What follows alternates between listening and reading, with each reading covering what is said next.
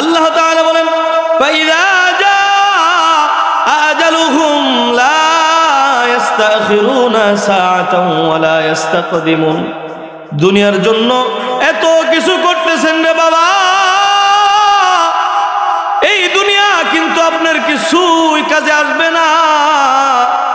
আজ এই মুহূর্তে যদি মারা যান, যত কষ্ট করে বাড়িঘর করেছেন, মেল ফ্যাক্টরি করেছেন, জমিন কিনেছেন, এত আদর কইরা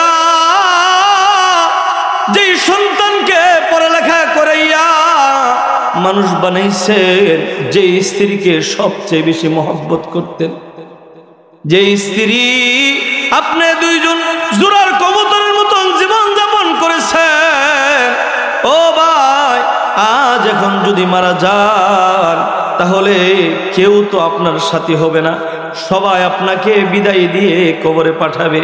আর আল্লাহ তাআলার কোরআন বলেন যা কিছু, যত ব্যস্ততা যা কিছু আছে, এখন যদি আপনার মৃত্যুর সময় এসে যায়, ফাইযা জাআ আজালুহুম লা ইস্তাখিরুনা সাআতান ওয়া লা ইস্তাকদিমুন। আপনার যখন সময় আসবে, সময় মতোই আজরাইল আপনাকে ধরে রূহটা বের করে এরপরে কবরের দিকে নিয়ে যাবে। বলেন না সুবহানাল্লাহ।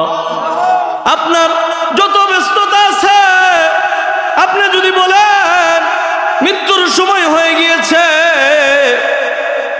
এই সময় আপনি যদি বলেন আমার সন্তানকে এখনো আমি বড় করি নাই, পড়ালেখা করাইনি, অমুক জমিটা আমি এখনো খালাস করি না, অমুক জায়গা থেকে আমি এখনো এই কাজ করি না, এইভাবে যত ব্যস্ততাই দেখান, কিন্তু মৃত্যুর সময় আজরাইল কোনো ব্যস্ততার কোনো প্রশ্রয় দিবে না। কথা বলেন ঠিক কিনা?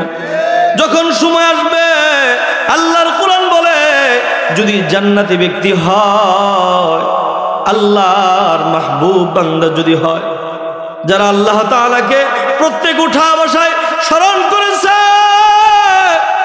বলেছে মালিক আল্লাহ তোমাকে ভালোবাসি,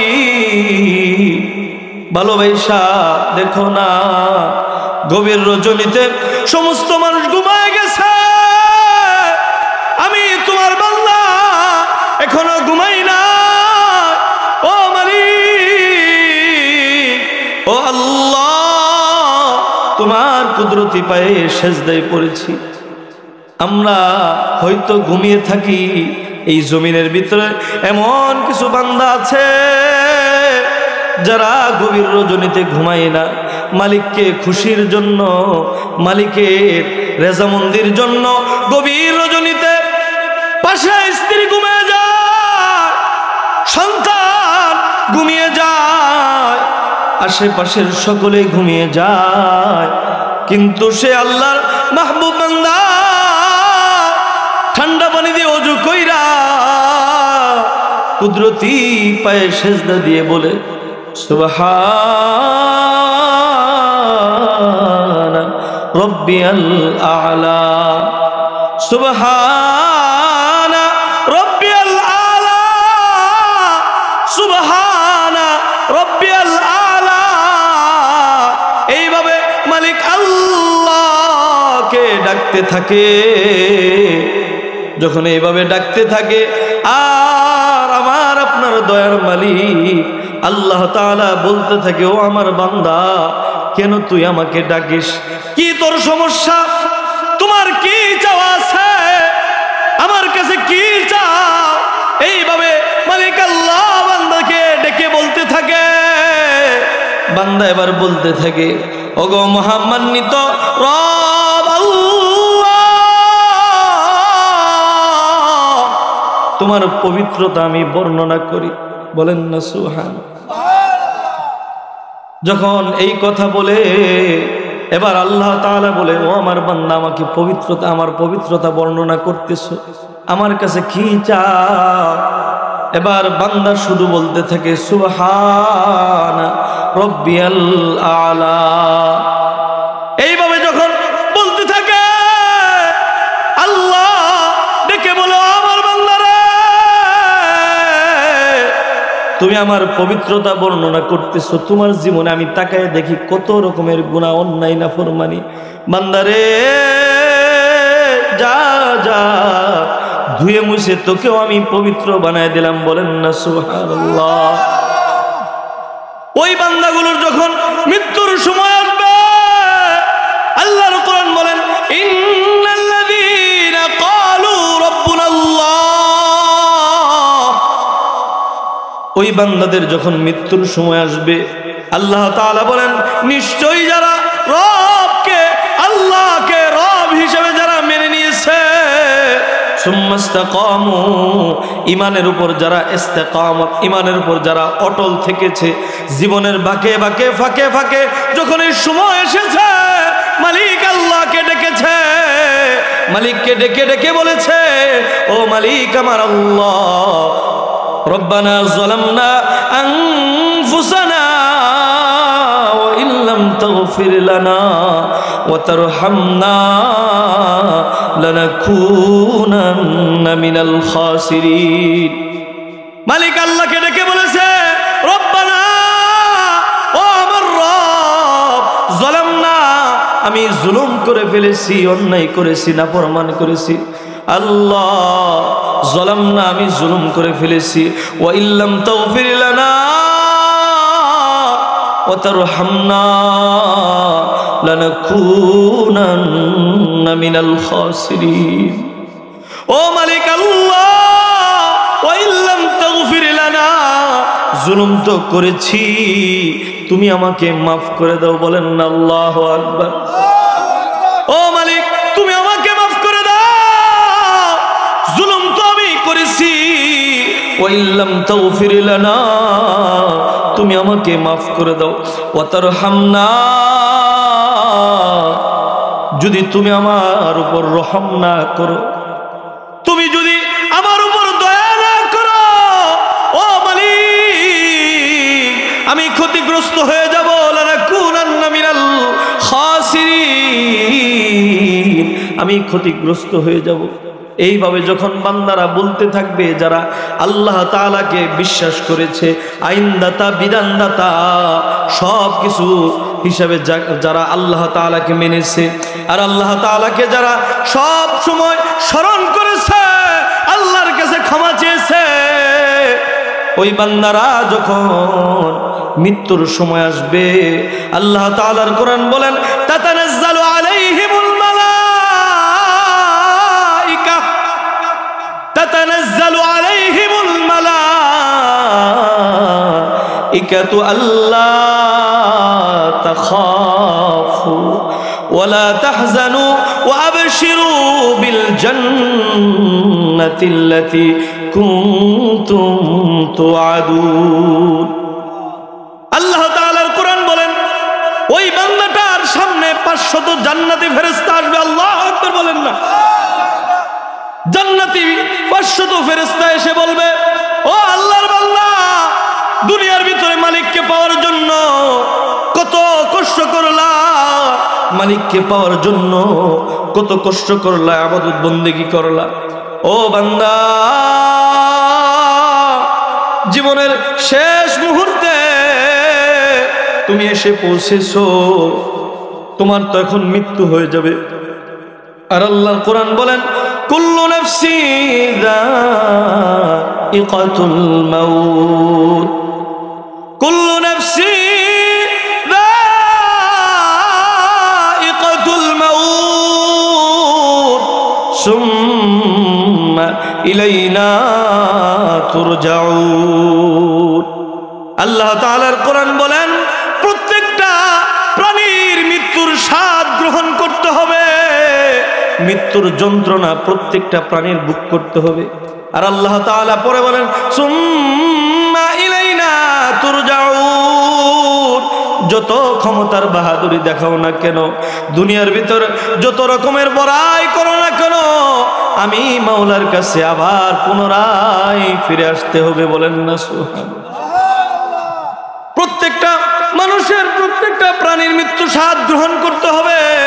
আল্লাহর কোরআন এক জায়গায় বলেন ওয়াজাআত সাকরাতুল মাউতি বিল হক, আল্লাহর কোরআন বলেন সাকরাতে মাউত সত্য, এই সাকরাতে মাউত থেকে কেউ পলায়ন করতে পারবে না। এরপর আল্লাহ তাআলা আর 500 জান্নাতি ফেরেশতারা এসে তার সামনে বসে যাবে।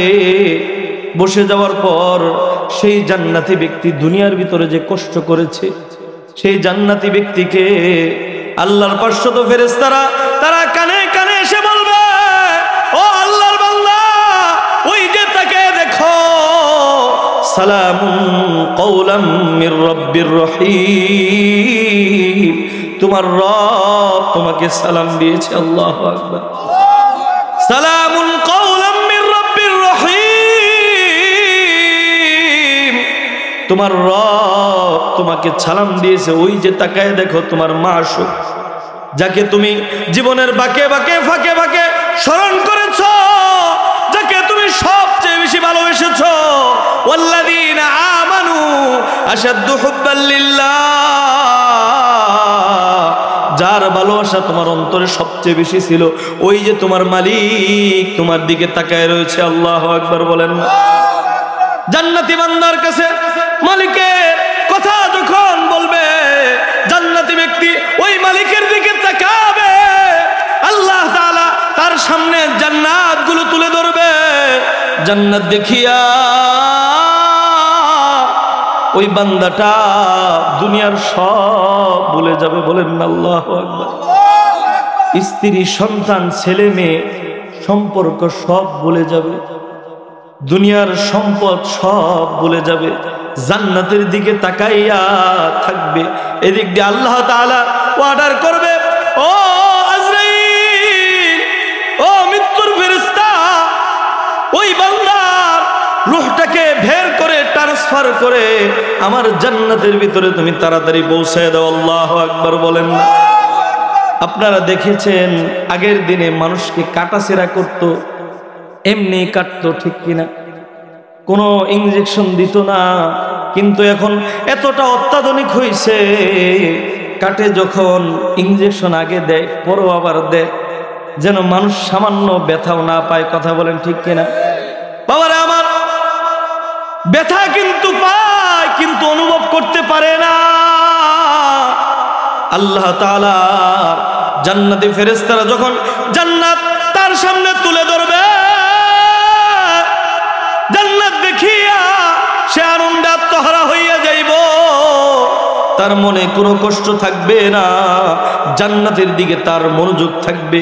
এদিক দিয়ে মৃত্যুর ফেরেশতা তার রূহটাকে বের করে দিবে, সে সামান্য কিঞ্চিত পরিমাণ টের পাবে না। আল্লাহু আকবার। জান্নাতি ফেরেশতারা রূহটাকে বের করে জান্নাতের ভিতরে পৌঁছায় দিবেন। বলেন না সুবহানাল্লাহ। আর যদি কোনো মদখুর, জিনাখুর, বদমাইশ, বেনামাজি, সুদখুর এর মৃত্যু হয়, মৃত্যুর আগে আল্লাহর কোরআন বলেন, ওয়ান নাজিআতি গরকা। আল্লাহ তাআলা কোরআন বলেন, ওয়ান নাজিআতি গরকা। আল্লাহ তাআলা 500 জাহান্নামীর ফেরেশতা তার কাছে আসবে।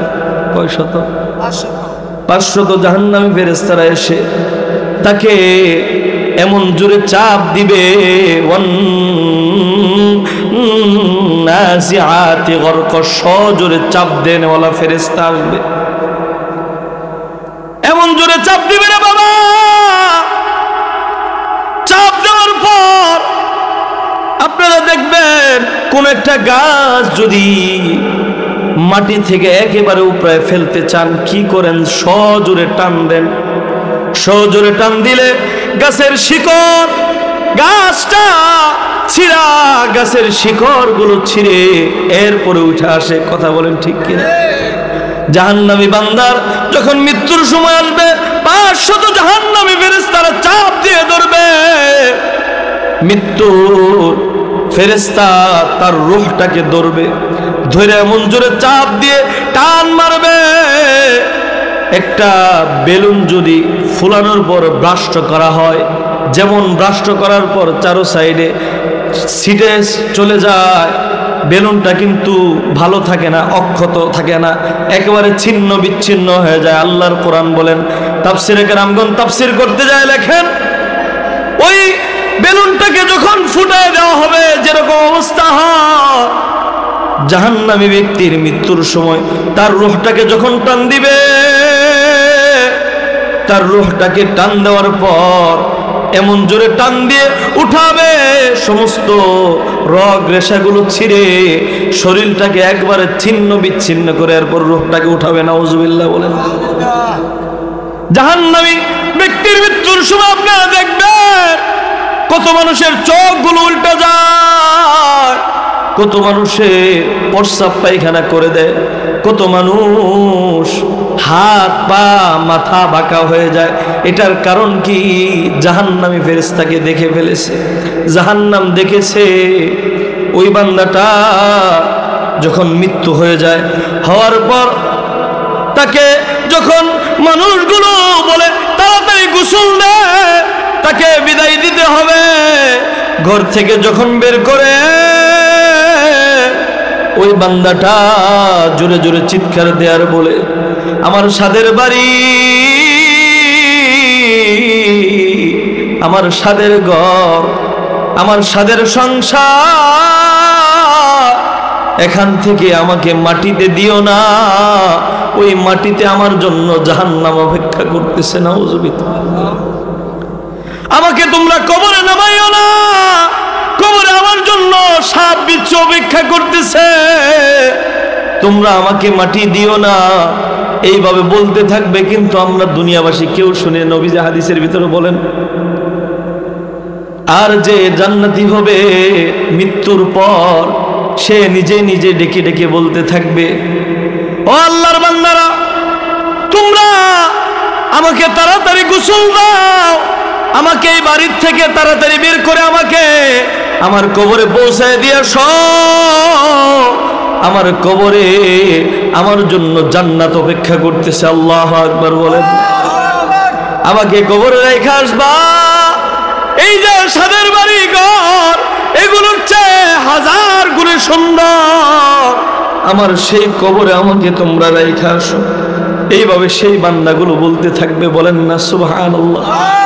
এই জন্য বাবারে আমার, মৃত্যু যেহেতু হয়ে যাবে, এই দুনিয়াতে থাকতে পারবো না, মৃত্যু আমাদের হবে, আজ হোক কাল হোক, যে কোনো সময় মৃত্যু আমাদের হয়েই যাবে। আসার যেমন সিরিয়াল আছে, যাওয়ার কিন্তু কোনো সিরিয়াল নাই। আর যদি আমি এখানে বেঁচে আছি, আমার সামনে আমরা দেখেছি নাতি বেঁচে আছে, দাদা চলে গিয়েছে, আবার অনেক সময় দেখেছি নাতি চলে গিয়েছে, দাদা বেঁচে আছে, বাবা বেঁচে আছে, সন্তান চলে গিয়েছে। কথাগণ ঠিক কিনা? এই জন্য বাবা, যদি আমরা মনে করি যে আজকে থেকে আমি আরো 10, 15, 20 বছর বাঁচবো, দাড়ি এখন আমার পাকে না, চুল আমার এখনো পাকে না, এইভাবে যদি চিন্তা ভাবনা করি বাবা, আমাদের ভুল হবে। কেননা কখন মৃত্যুর সময় আসবে কেউ জানি না। এই জন্য আমাদের ঈমান আমলকে সঠিক করতে হবে। কথা বলেন ঠিক কিনা?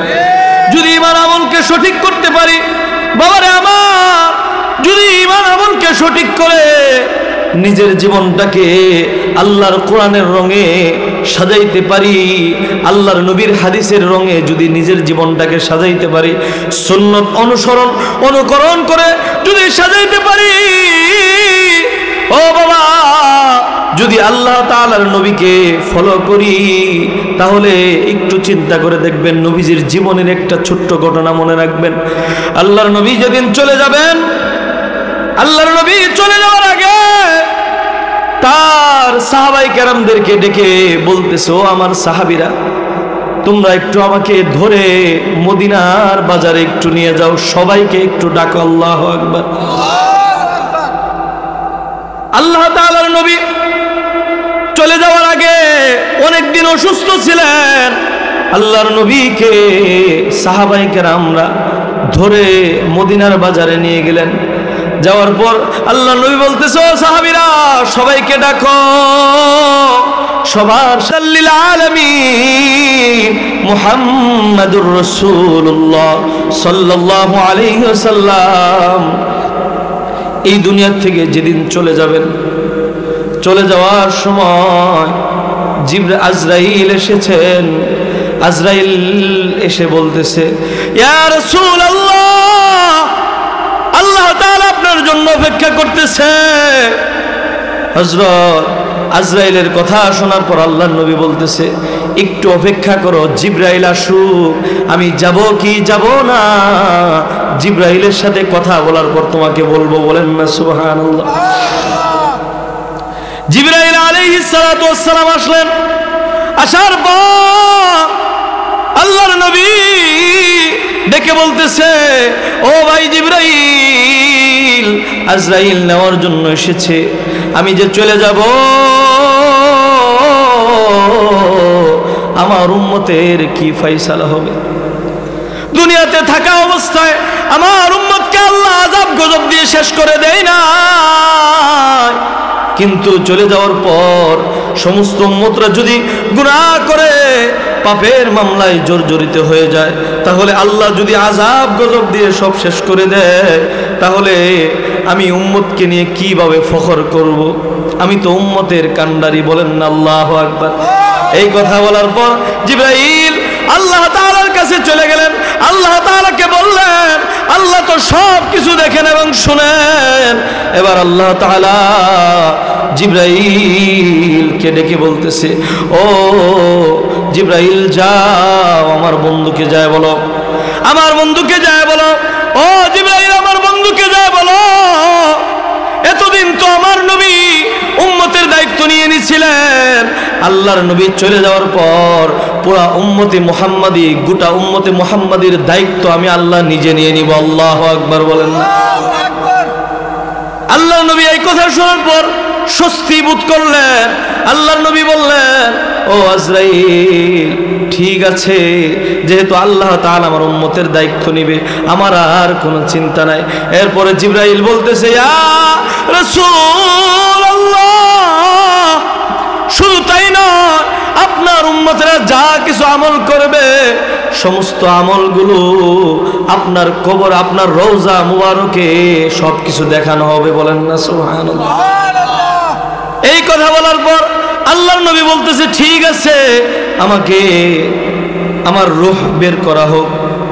যখন আল্লাহর নবীর জানকে বের করা হলো, বের করা হওয়ার পর পুরা মদিনার ভিতরে কান্নার রোল পড়ে গিয়েছে।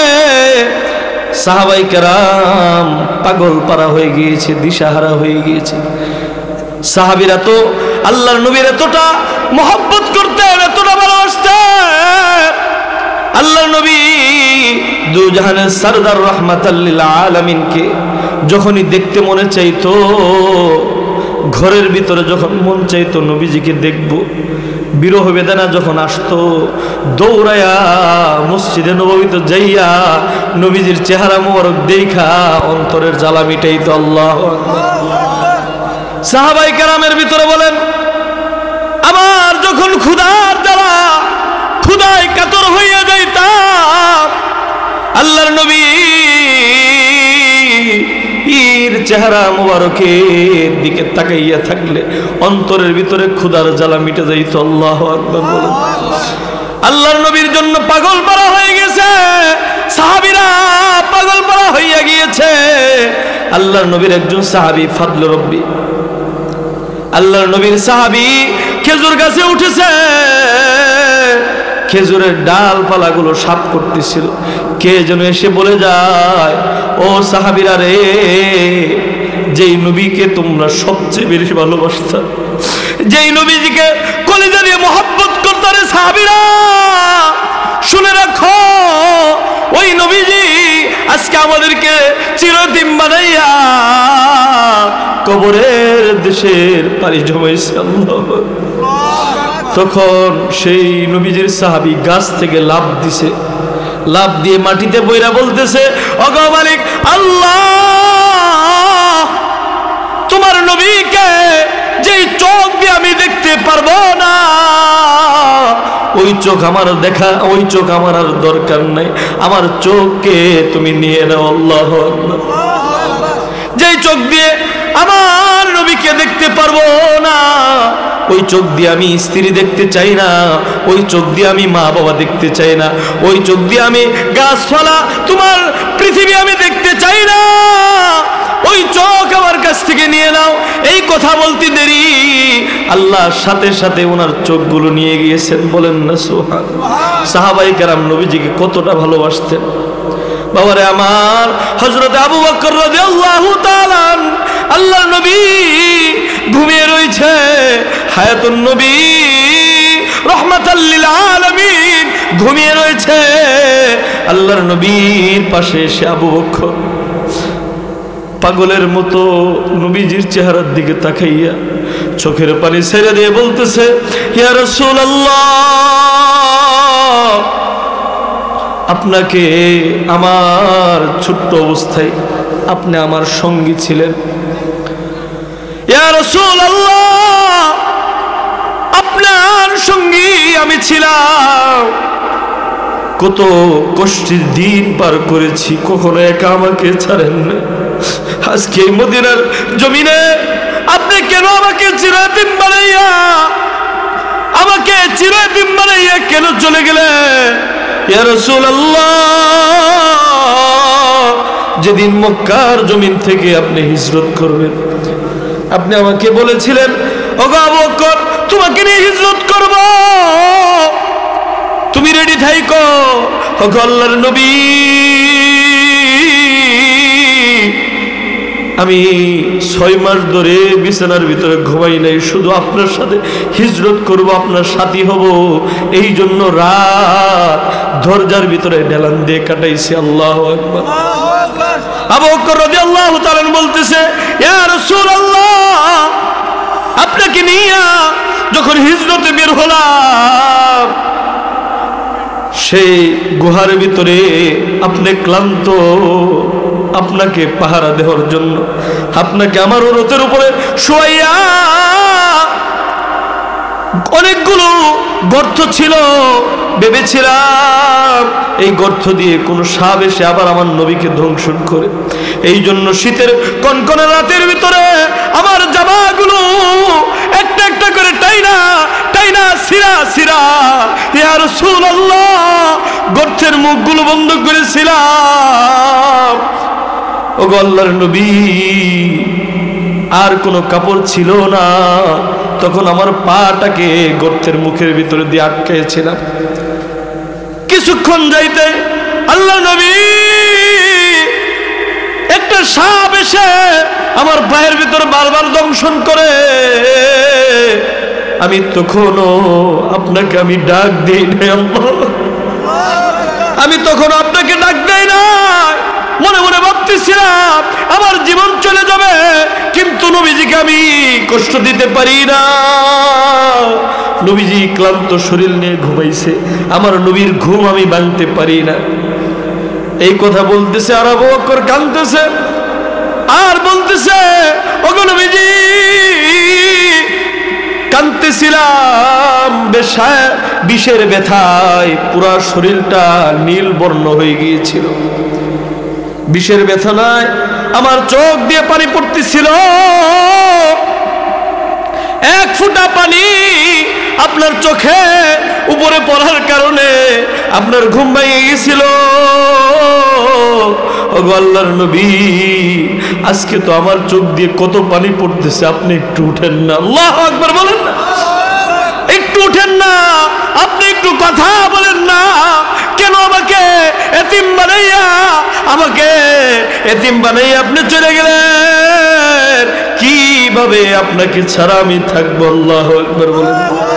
বাবারে আমার, হযরত ওমর রাদিয়াল্লাহু তাআলা পাগল পারা হইয়া এইভাবে তরবারিটা হাঁকাইয়া বেড়ায় আর কয়, ও মদিনাবাসীরা, যদি কেউ বলো আমার নবী দুনিয়াতে নাই, এই কথা বললে তোমার কল্লা আমি কেটে ফেলবো। কেউ এই কথা বলতে পারবি না আমার নবী আমার দুনিয়াতে নাই। আল্লাহ বাবারে আমার, হযরত ওমর এইভাবে বলতেছে, হযরত বেলাল যে নবীজিকে সবচেয়ে বেশি মহব্বত করে, সে একটা গাঠুরি বাইদা, সে গাঠুরি বাইদা বলতেছে, ওগো আবু বকর, ওমর, উসমান, আলী, নবীজিকে তো রওজা মুবারকে শুয়ে দেওয়া হয়েছে, আমি আর এই মদিনায় থাকতে চাই না। আবু বকর বলে, ও বেলাল, কেন মদিনায় থাকবা না? কেন, কি হয়েছে? বেলাল বলে, তোমরা নবীজির রওজা দেখলে সহ্য করতে পারো, আমি নবীজির রওজা দেখলে সহ্য করতে পারি না। আল্লাহু আকবার বলেন। নবীজির রওজা দেখলে আমার কলিজা ফাইটা যায়। আমি তো নবীজির সামনে সামনে হাঁটতাম, নবীজি যেখানে যাইতো আমি সেখানে যাইতাম, নবীজি আমাকে যেটা হুকুম করতো সেটা আমি করতাম। আমি আজান দিতাম আর নবীজি আয়েশা নামাজ পড়াইতো।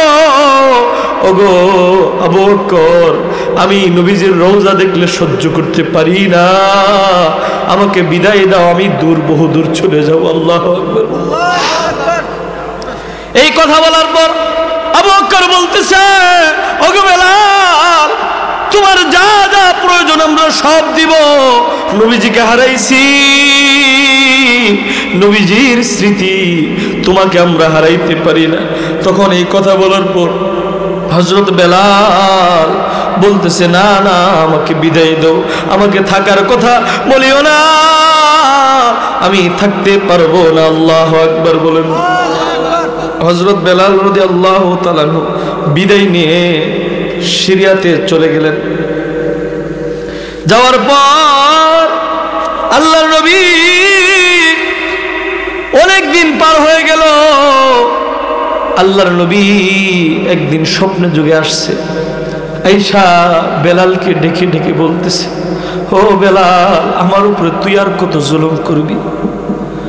বেলাল রে, মদিনাতে তোর আযান আমি শুনি না, আয় আয় বেলাল আয়, তোর আযান একটু আমি শুনতে চাই। আল্লাহু আকবার। এই কথা স্বপ্নে যুগে নবীজি বলেছে। বেলাল পাগল পারা হয়ে গিয়েছে, ঘুম থেকে ওঠা পাগল পারা হয়ে বলতেছে, স্ত্রী রে, আমাকে তাড়াতাড়ি আমার কাপড়ের ব্যাগটা দে, আমি আমার মদিনায়, আমার হাবিব মদিনায় ঘুমিয়ে আছে, হাবিবের বিরহ বেদনা সহ্য করতে পারি না, এই জন্য দুর্বহ দূর এসেছি। ও স্ত্রী, আমার হাবিব আমাকে ডেকেছে, আমি আবার মদিনায় চলে যাব। আল্লাহু আকবার। হযরত বেলাল রাদিয়াল্লাহু তাআলা নবীজিকে এতটা ভালোবাসতেন, সিরিয়া থেকে যে রওনা করছে কোনো বিশ্রাম নেই নাই, শত শত কিলোমিটার দৌড়ায় দৌড়ায় নবীজির ভালোবাসার জন্য পাগলের মতো ছুটে মদিনায় আসছে। সুবহানাল্লাহ। মদিনায় আসার পর মদিনার যে অলিগলি দিয়ে যায়, ছোট্ট ছোট্ট বাচ্চারা বলে, ও মা তাকিয়ে দেখো না, আল্লাহর নবী যেদিক দিয়ে যাইতো বেলাল আগে যাইতো।